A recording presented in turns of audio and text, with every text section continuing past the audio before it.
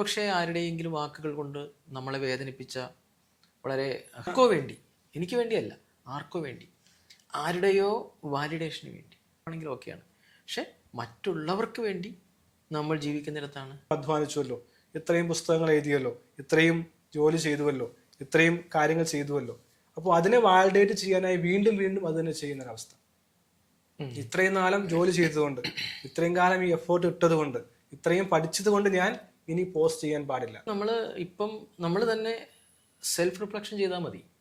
അല്ലെങ്കിൽ സ്വയം ചോദിക്കേണ്ടുന്നത്, ഇതെല്ലാം ഞാൻ ചെയ്തുകൊണ്ടേയിരിക്കുന്നു, ലോകത്തിന് മുന്നിൽ ഞാൻ കംപ്ലീറ്റ്നെസ്, എന്തോ ഒരു ശൂന്യത, ഒരു എക്സിസ്റ്റൻഷ്യൽ ശൂന്യത, പിന്നെയും പിന്നെയും ഞാൻ താണ്ടിക്കൊണ്ടിരിക്കുന്നു. ഓരോ വിജയങ്ങൾക്ക് ശേഷവും പിന്നെയും വിജയിക്കാൻ, അല്ലാതാക്കാൻ ദാനം ചെയ്താൽ മതി, പാവങ്ങളെ സഹായിച്ചാൽ മതി. നിങ്ങളുടെ ഉള്ളിൽ കരുണയില്ലാതെ ആരുടെയോ വാക്കുകൾ കേട്ട് നിങ്ങൾ ദാനം ചെയ്യുകയാണ് എങ്കിൽ